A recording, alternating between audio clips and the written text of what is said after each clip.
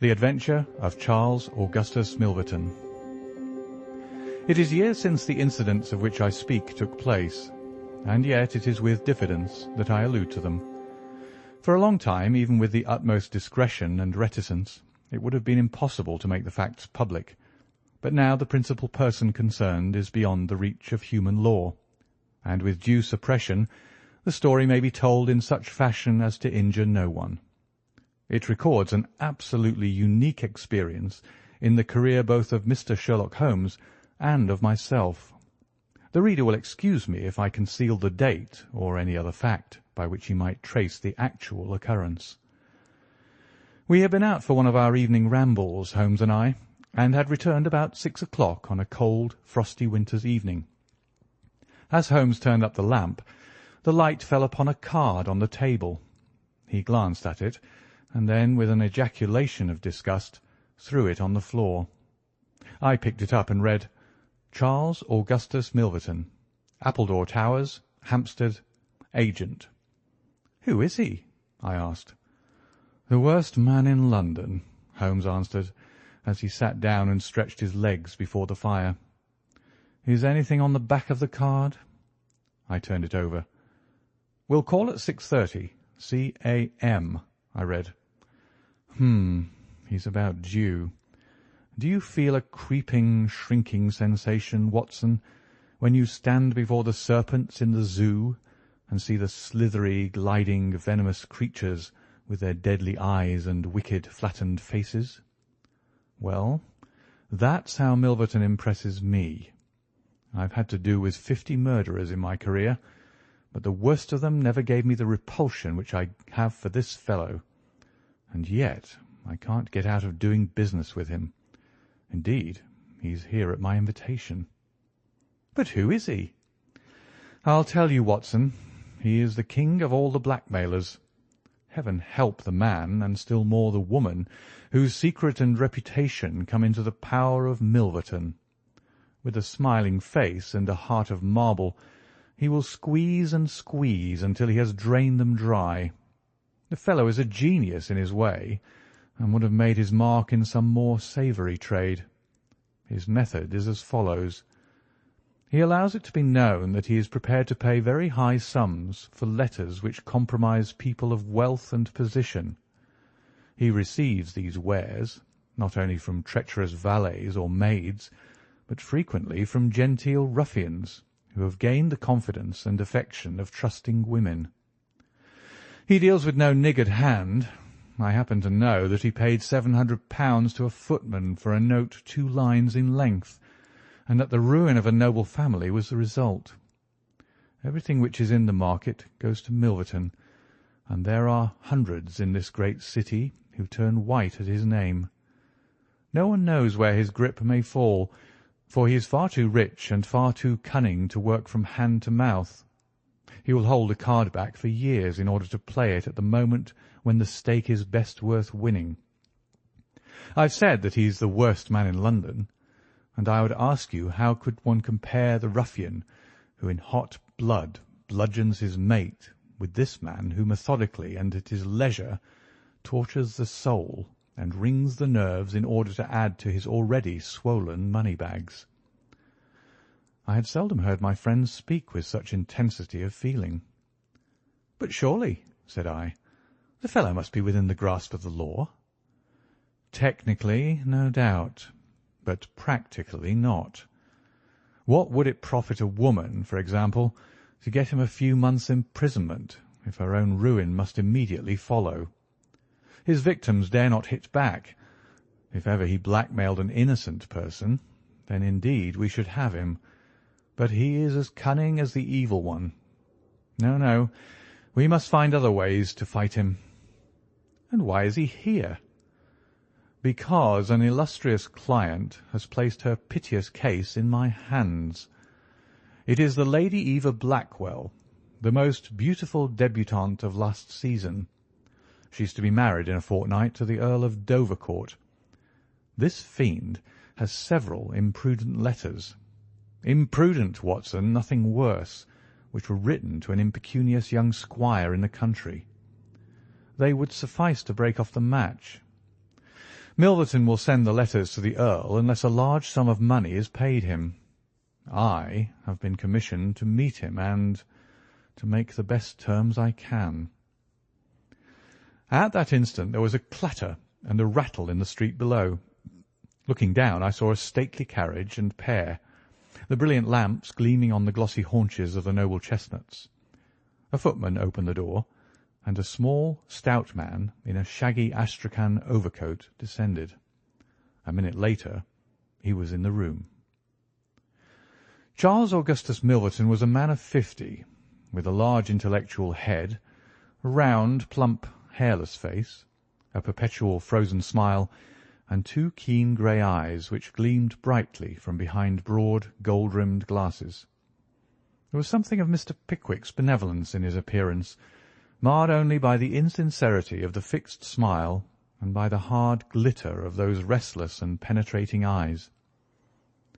His voice was as smooth and suave as his countenance, as he advanced with a plump little hand extended, murmuring his regret for having missed us at his first visit. Holmes disregarded the outstretched hand and looked at him with a face of granite. Milverton's smile broadened.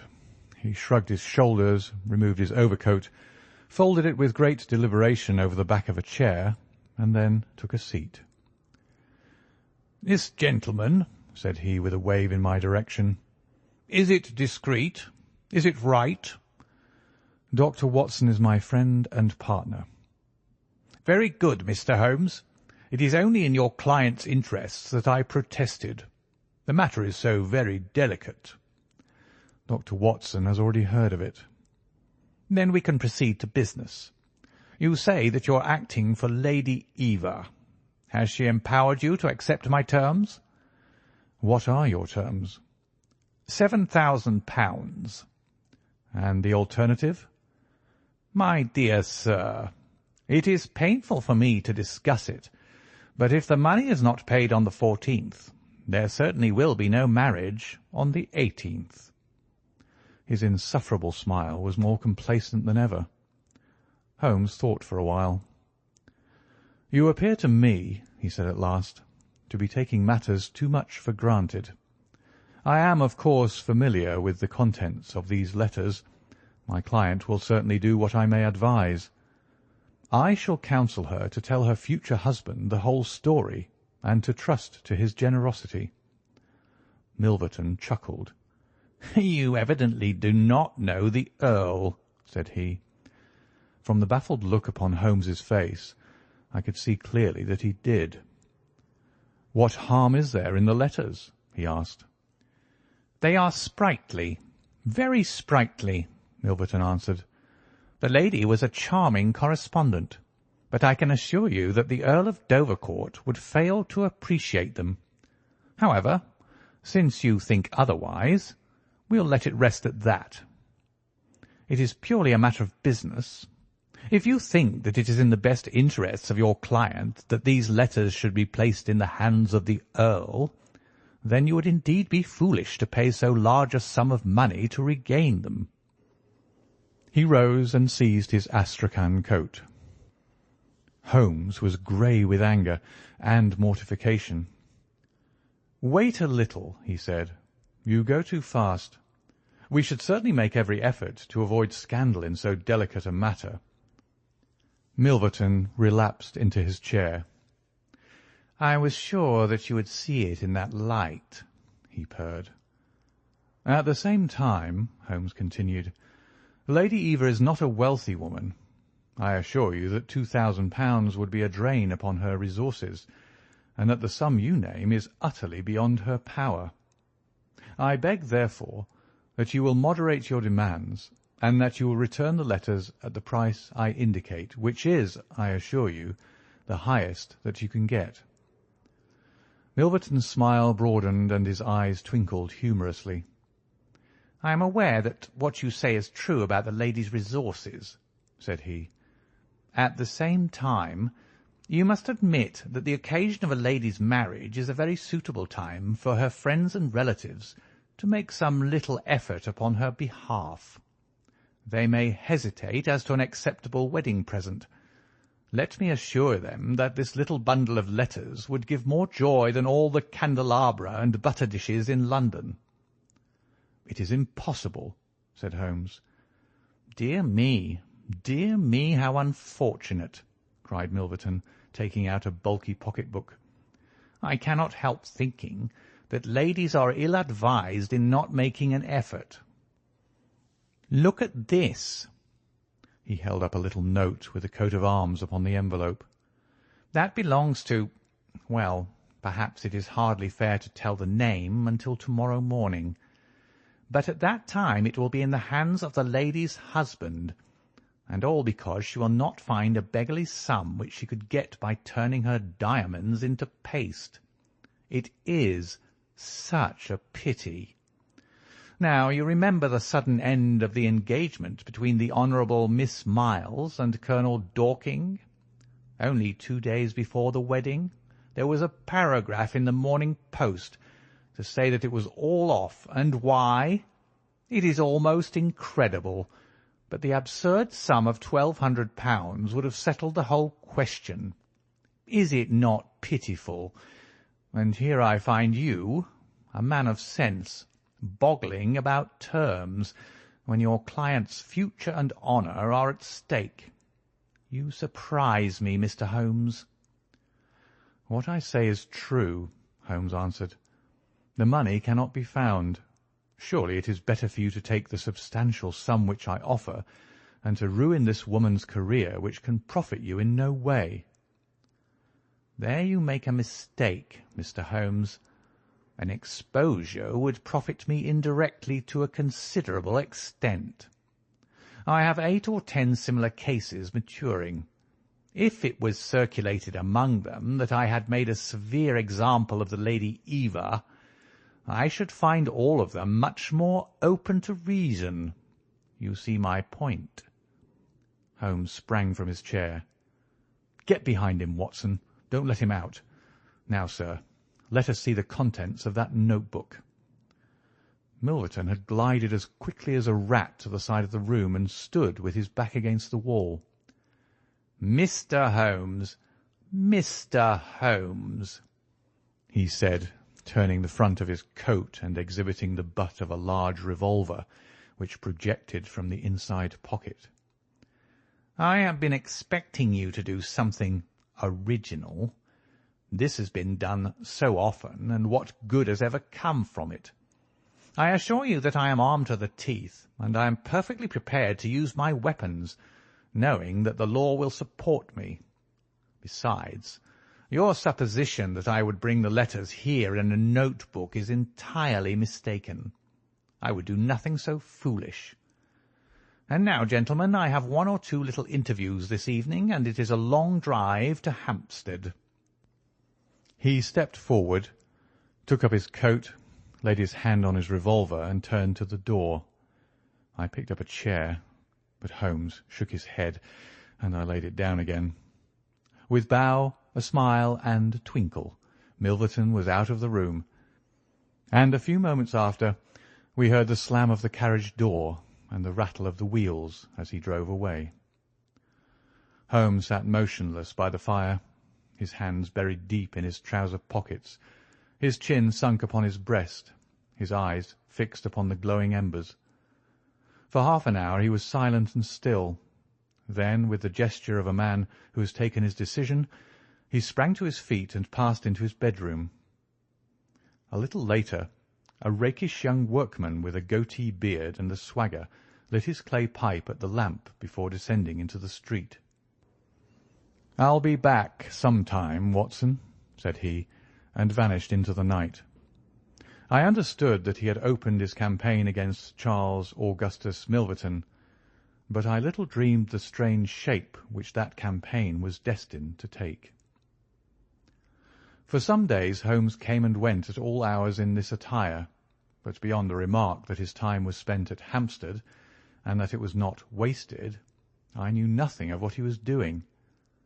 At last, however, on a wild, tempestuous evening, when the wind screamed and rattled against the windows, he returned from his last expedition, and, having removed his disguise, he sat before the fire and laughed heartily in his silent, inward fashion.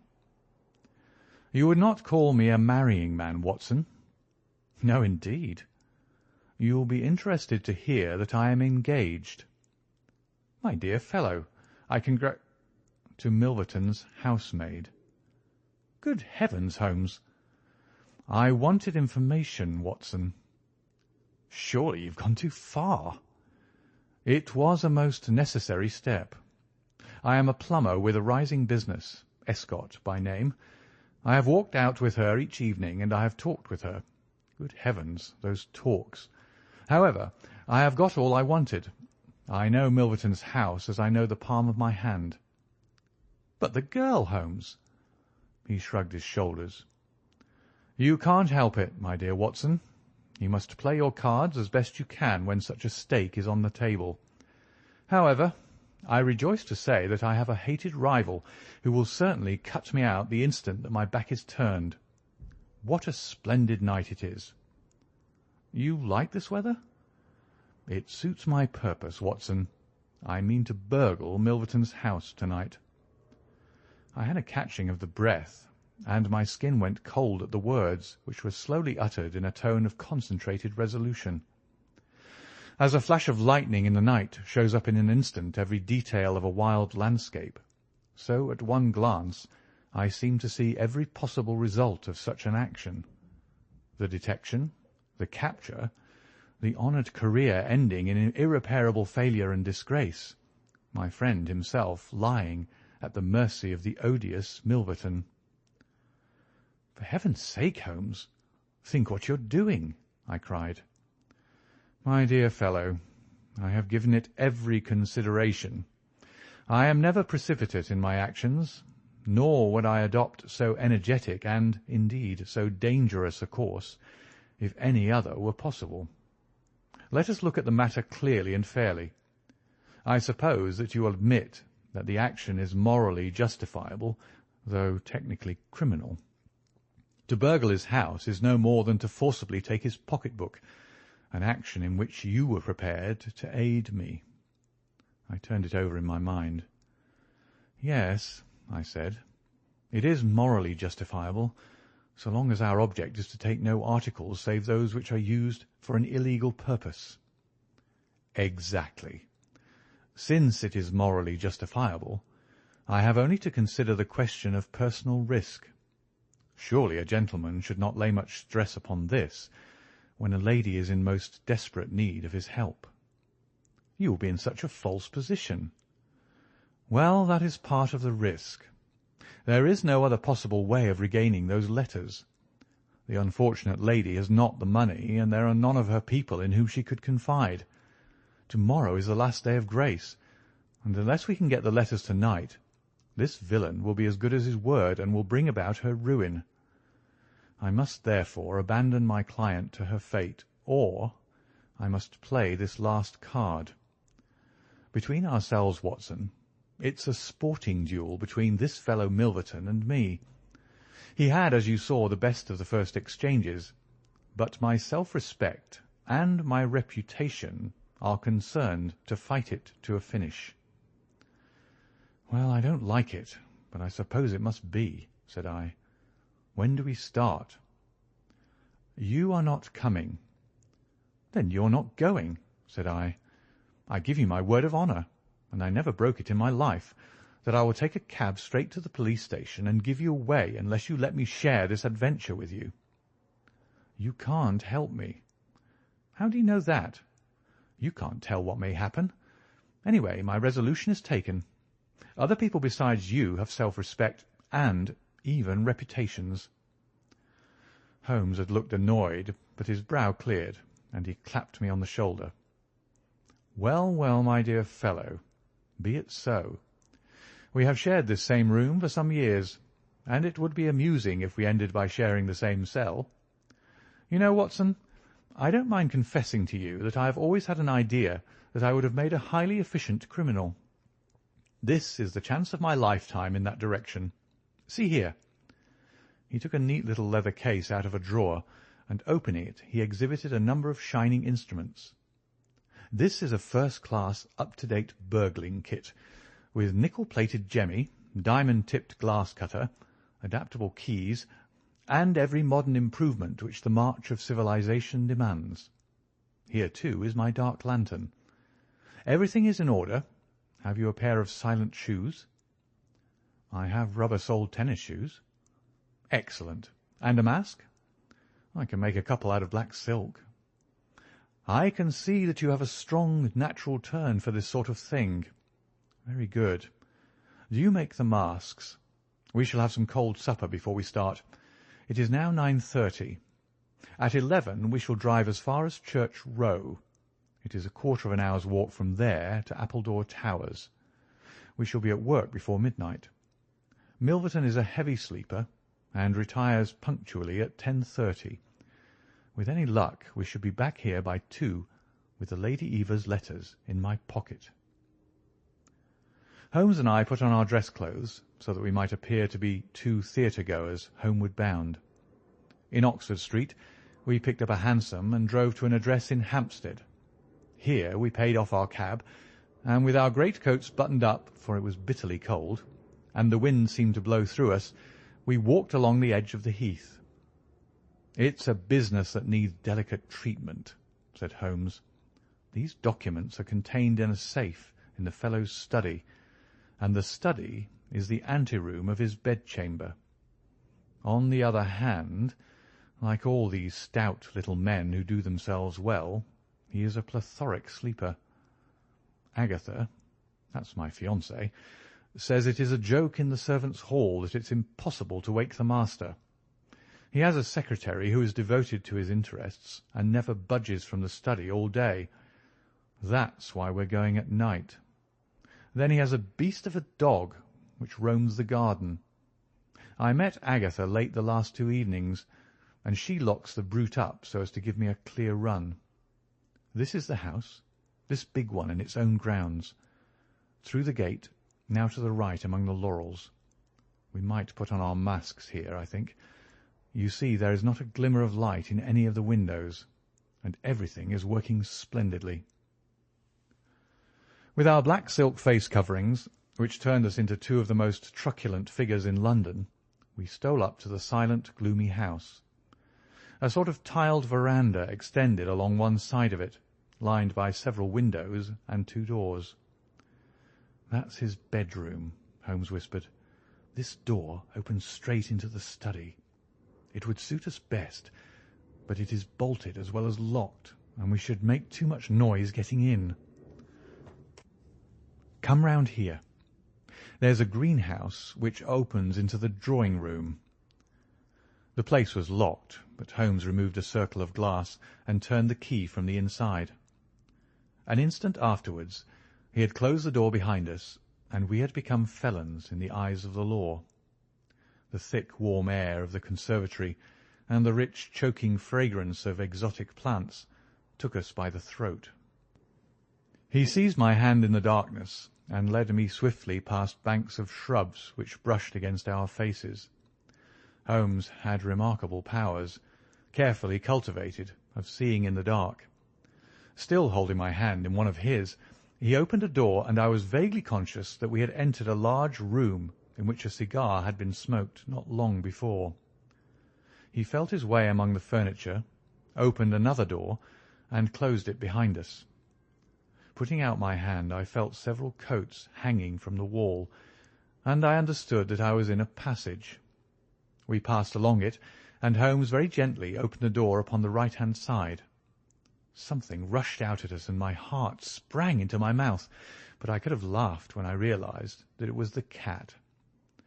A fire was burning in this new room, and again the air was heavy with tobacco smoke.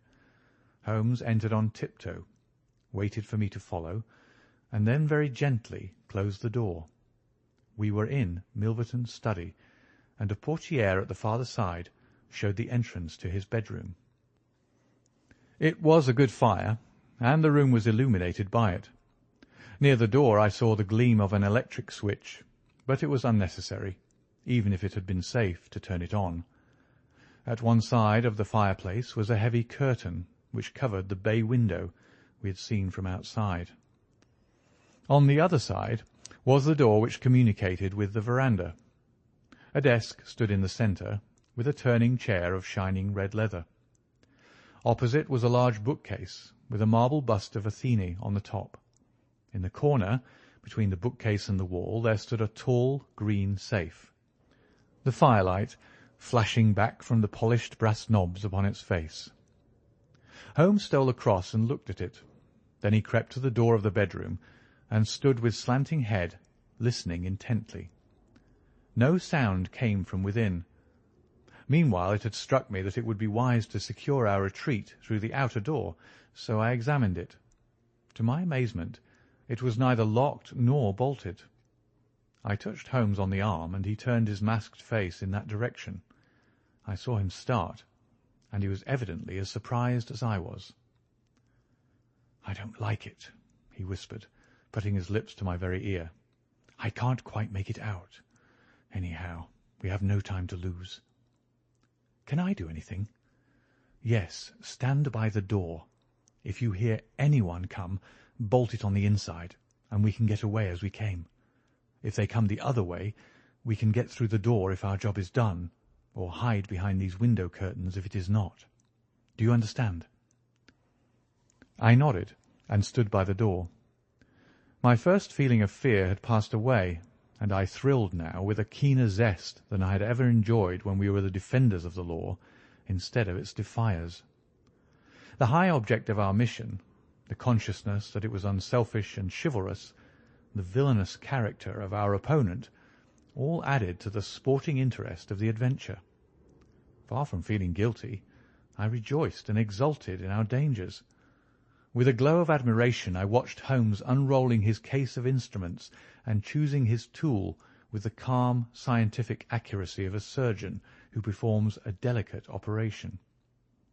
I knew that the opening of safes was a particular hobby with him, and I understood the joy which it gave him to be confronted with this green and gold monster, the dragon which held in its maw the reputations of many fair ladies. Turning up the cuffs of his dress coat, he had placed his overcoat on a chair. Holmes laid out 2 drills, a jemmy, and several skeleton keys. I stood at the centre door with my eyes glancing at each of the others, ready for any emergency, though, indeed, my plans were somewhat vague as to what I should do if we were interrupted. For half an hour Holmes worked with concentrated energy, laying down one tool, picking up another, handling each with the strength and delicacy of the trained mechanic. Finally, I heard a click. The broad green door swung open, and inside I had a glimpse of a number of paper packets, each tied, sealed, and inscribed. Holmes picked one out, but it was as hard to read by the flickering fire, and he drew out his little dark lantern, for it was too dangerous, with Milverton in the next room, to switch on the electric light. Suddenly I saw him halt, listen intently, and then in an instant he had swung the door of the safe to, picked up his coat, stuffed his tools into the pockets, and darted behind the window curtain, motioning me to do the same. It was only when I had joined him there that I heard what had alarmed his quicker senses. There was a noise somewhere within the house. A door slammed in the distance. Then a confused, dull murmur broke itself into the measured thud of heavy footsteps rapidly approaching. They were in the passage outside the room. They paused at the door. The door opened. There was a sharp snick as the electric light was turned on. The door closed once more, and the pungent reek of a strong cigar was borne to our nostrils. Then the footsteps continued backward and forward, within a few yards of us. Finally there was a creak from a chair, and the footsteps ceased. Then a key clicked in a lock, and I heard the rustle of papers. So far I had not dared to look out, but now I gently parted the division of the curtains in front of me and peeped through. From the pressure of Holmes's shoulder against mine, I knew that he was sharing my observations. Right in front of us, and almost within our reach, was the broad, rounded back of Milverton. It was evident that we had entirely miscalculated his movements. that he'd never been to his bedroom, but that he'd been sitting up in some smoking or billiard room in the farther wing of the house, the windows of which we had not seen. His broad grizzled head, with its shining patch of baldness, was in the immediate foreground of our vision. He was leaning far back in the red leather chair, his legs outstretched, a long black cigar projecting at an angle from his mouth. He wore a semi-military smoking jacket, claret-coloured with a black velvet collar. In his hand he held a long legal document, which he was reading in an indolent fashion, blowing rings of tobacco smoke from his lips as he did so.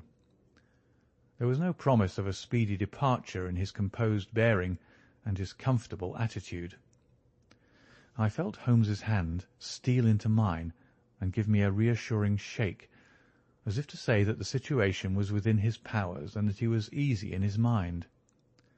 I was not so sure that he'd seen what was only too obvious from my position, that the door of the safe was imperfectly closed, and that Milverton might at any moment observe it. In my own mind I had determined that if I was sure, from the rigidity of his gaze, that it had caught his eye, I would at once spring out, throw my greatcoat over his head, pinion him, and leave the rest to Holmes. But Milverton never looked up.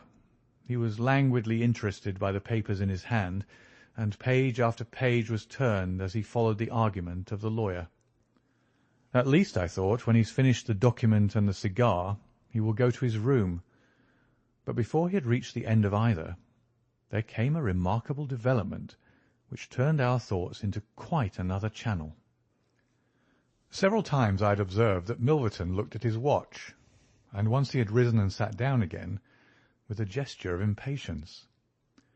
The idea, however, that he might have an appointment at so strange an hour never occurred to me until a faint sound reached my ears from the veranda outside. Milverton dropped his papers and sat rigid in his chair. The sound was repeated, and then there came a gentle tap at the door. Milverton rose and opened it. "Well," said he curtly, "you're nearly half an hour late." So this was the explanation of the unlocked door and of the nocturnal vigil of Milverton. There was the gentle rustle of a woman's dress. I had closed the slit between the curtains, as Milverton's face had turned in our direction, but now I ventured very carefully to open it once more. He had resumed his seat, the cigar still projecting at an insolent angle from the corner of his mouth. In front of him, in the full glare of the electric light, there stood a tall, slim, dark woman, a veil over her face, a mantle drawn round her chin.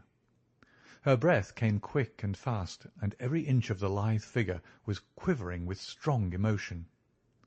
"Well," said Milverton, "you made me lose a good night's rest, my dear. I hope you'll prove worth it. You couldn't come any other time, eh?"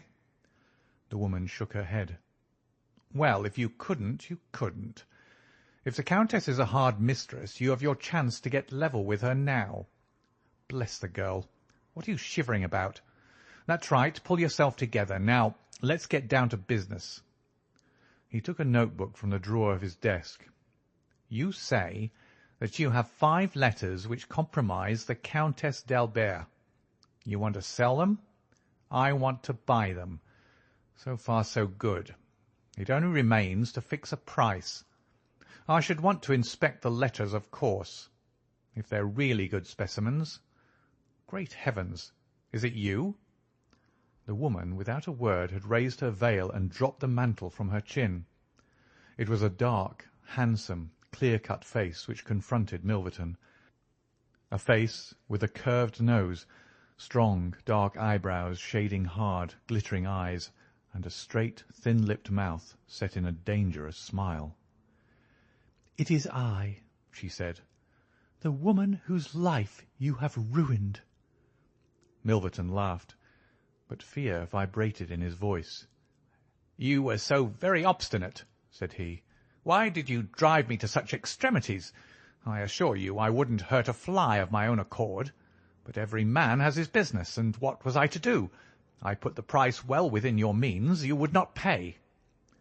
So you sent the letters to my husband, and he, the noblest gentleman that ever lived, a man whose boots I was never worthy to lace, he broke his gallant heart and died. You remember that last night when I came through that door, I begged and prayed you for mercy, and you laughed in my face as you are trying to laugh now, only your coward heart can't keep your lips from twitching. Yes, you never thought to see me here again, but it was that night which taught me how I could meet you face to face and alone. Well, Charles Milverton, what have you to say?" "Don't imagine that you can bully me," said he, rising to his feet. "I have only to raise my voice, and I could call my servants and have you arrested. But I'll make allowance for your natural anger. Leave the room at once as you came, and I will say no more." The woman stood with her hand buried in her bosom, and the same deadly smile on her thin lips. "You will ruin no more lives as you have ruined mine. You will wring no more hearts as you wrung mine. I will free the world of a poisonous thing. Take that, you hound, and that, and that, and that!"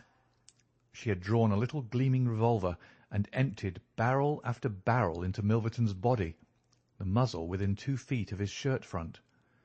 He shrank away and then fell forward upon the table, coughing furiously and clawing among the papers. Then he staggered to his feet, received another shot, and rolled upon the floor. "You've done me!" he cried, and lay still. The woman looked at him intently and ground her heel into his upturned face. She looked again, but there was no sound or movement. I heard a sharp rustle. The night air blew into the heated room, and the avenger was gone. No interference upon our part could have saved the man from his fate. But as the woman poured bullet after bullet into Milverton's shrinking body, I was about to spring out, when I felt Holmes's cold, strong grasp upon my wrist. I understood the whole argument of that firm, restraining grip, that it was no affair of ours, that justice had overtaken a villain, that we had our own duties and our own objects which were not to be lost sight of. But hardly had the woman rushed from the room when Holmes, with swift, silent steps, was over at the other door. He turned the key in the lock. At the same instant we heard voices in the house and the sound of hurrying feet. The revolver shots had roused the household. With perfect coolness, Holmes slipped across to the safe, filled his 2 arms with bundles of letters, and poured them all into the fire. Again and again he did it, until the safe was empty. Someone turned the handle and beat upon the outside of the door. Holmes looked swiftly round. The letter which had been the messenger of death for Milverton lay all mottled with his blood upon the table. Holmes tossed it in among the blazing papers. Then he drew the key from the outer door, passed through after me, and locked it on the outside. "This way, Watson," said he. "We can scale the garden wall in this direction." I could not have believed that an alarm could have spread so swiftly. Looking back, the huge house was one blaze of light. The front door was open, and figures were rushing down the drive. The whole garden was alive with people, and one fellow raised a view hallo as we emerged from the veranda and followed hard at our heels. Holmes seemed to know the grounds perfectly, and he threaded his way swiftly among a plantation of small trees, I close at his heels, and our foremost pursuer panting behind us. It was a 6-foot wall which barred our path, but he sprang to the top and over. As I did the same, I felt the hand of the man behind me grab at my ankle, but I kicked myself free and scrambled over a grass-strewn coping. I fell upon my face among some bushes, but Holmes had me on my feet in an instant, and together we dashed away across the huge expanse of Hampstead Heath. We had run 2 miles, I suppose, before Holmes at last halted and listened intently. All was absolute silence behind us. We had shaken off our pursuers, and were safe. We had breakfasted and were smoking our morning pipe on the day after the remarkable experience which I have recorded, when Mr. Lestrade of Scotland Yard, very solemn and impressive, was ushered into our modest sitting-room. "Good morning, Mr. Holmes," said he. Good morning. May I ask you if you're very busy just now? Not too busy to listen to you. I thought that perhaps if you'd nothing particular on hand, you might care to assist us in a most remarkable case which occurred only last night at Hampstead. Dear me, said Holmes. What was that? A murder. A most dramatic and remarkable murder. I know how keen you are upon those things, and I would take it as a great favour if you would step down to Appledore Towers and give us the benefit of your advice. It is no ordinary crime. We have had our eyes upon this Mr. Milverton for some time, and between ourselves he was a bit of a villain. He's known to have held papers which he used for blackmailing purposes. These papers have all been burned by the murderers. No article of value was taken, as it is probable that the criminals were men of good position, whose sole object was to prevent social exposure. Criminals? Said Holmes. Plural? Yes, there were two of them. They were as nearly as possible captured red-handed. We have their footmarks, we have their description. It's 10 to 1 that we trace them.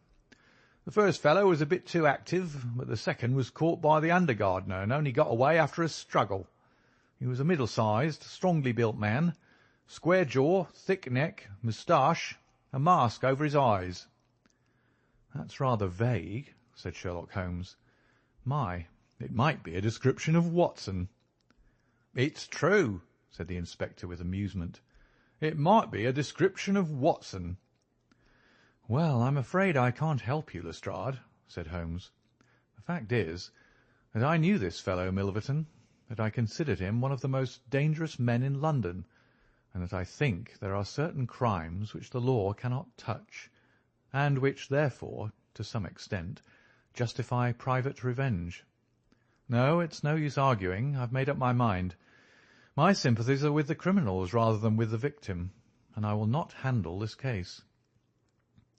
Holmes had not said one word to me about the tragedy which we had witnessed, but I observed all the morning that he was in the most thoughtful mood, and he gave me the impression from his vacant eyes and his abstracted manner of a man who is striving to recall something to his memory. We were in the middle of our lunch when he suddenly sprang to his feet. "By Jove, Watson, I've got it!" he cried. "Take your hat. Come with me." He hurried at his top speed down Baker Street and along Oxford Street until we had almost reached Regent Circus. Here, on the left hand, there stands a shop window filled with photographs of the celebrities and beauties of the day. Holmes's eyes fixed themselves upon one of them, and following his gaze, I saw the picture of a regal and stately lady in court dress, with a high diamond tiara upon her noble head. I looked at that delicately curved nose, at the marked eyebrows, at the straight mouth, and the strong little chin beneath it. Then I caught my breath as I read the time-honoured title of the great nobleman and statesman whose wife she had been. My eyes met those of Holmes, and he put his finger to his lips as we turned away from the window.